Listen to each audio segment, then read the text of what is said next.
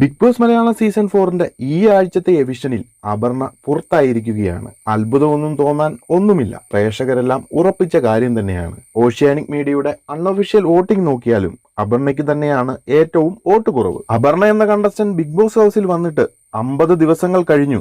എന്നാൽ പ്രേക്ഷകരുടെ മനസ്സിൽ ഇടം നേടാൻ തക്കവണ്ണം ഒരു പ്രകടനവും അപർണയ്ക്ക് കാഴ്ചവെക്കാൻ സാധിച്ചിട്ടില്ല.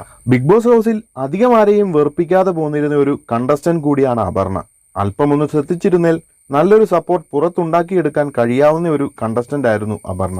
മലയാളം സംസാരിക്കുന്ന വിദേശിയായ ഒരു പെൺകുട്ടി. പ്രേക്ഷകർക്കൊക്കെ ആകാംക്ഷയുള്ള ഒരു കാര്യം തന്നെയാണ്. ഒരു സേഫ് ഗെയിം കളിച്ചു നിൽക്കാതെ മുൻനിരയിലേക്ക് വന്നിരുന്നുവെങ്കിൽ ഇപ്പോൾ ഈ എവിഷനിൽ നിന്ന് രക്ഷപ്പെട്ടേനെ. കാരണം ബിഗ് ബോസ് ഒരു റിയാലിറ്റി ഗെയിം ഷോ ആണ്. അവിടെ ഒരു വ്യക്തി പുറത്ത് എന്താണ് എന്നത് ഒരിക്കലും ഒരു ഘടകമല്ല. ബിഗ് ബോസ് ഹൗസിൽ എന്താണോ, എന്ത് ഗെയിമാണ് കളിക്കുന്നത്, ആദ്യ നാടുകളിൽ തന്നെ പ്രേക്ഷകരുടെ മനസ്സിൽ കയറി പറ്റുക എന്നതിലാണ് കാര്യം. ഒരു സേഫ് ഗെയിം കളിച്ച് പിന്നീട് അങ്ങോട്ട് മുന്നേറാം എന്ന് ചിന്തിച്ചു പോന്നാലൊന്നും ബിഗ് ബോസ് ഹൗസിൽ പിടിച്ചു നിൽക്കാൻ സാധിക്കില്ല. ആദ്യഘട്ടങ്ങളിൽ ജനങ്ങളുടെ ഇഷ്ട മത്സരാർത്ഥിയാകാൻ സാധിച്ചാൽ മാത്രമേ മുന്നോട്ടൊരു നിലനിൽപ്പുണ്ടാകൂ. അവിടെയാണ് അപർണ എന്ന കണ്ടസ്റ്റന്റ് ഫെയിൽ ആയത്. അതുപോലെ തന്നെ മറ്റുള്ളവരുടെ മുന്നിൽ സംസാരിച്ചു നിൽക്കാനുള്ള പരിമിതി. ഇങ്ങനെയൊക്കെ ആണെങ്കിലും യൂട്യൂബിലും ഇൻസ്റ്റാഗ്രാമിലും ഒക്കെ നല്ലൊരു ഫോളോവേഴ്സ് ഉള്ള അപർണയ്ക്ക് ഒരു സേഫ് ഗെയിം കളിച്ച് അല്ലെങ്കിൽ തന്റേതായ അഭിപ്രായങ്ങളൊന്നും പറയാതെ ഒരു സൈഡിൽ ഒതുങ്ങി നിൽക്കാതെ ഇരുന്നുവെങ്കിൽ ഒരു വീക്ക് കണ്ടസ്റ്റന്റ് എന്ന ലേബൽ വരില്ലായിരുന്നു. അതുമൂലം ഇങ്ങനൊരു എവിക്ഷനും ഒഴിവാക്കാമായിരുന്നു. എന്തായാലും മലയാളികൾ പോലും മലയാളം സംസാരിക്കാൻ മറക്കുന്ന ഈ കാലഘട്ടത്തിൽ ബിഗ് ബോസ് ഹൗസിൽ പോലും മലയാളം പലരും അവഗണിക്കുമ്പോൾ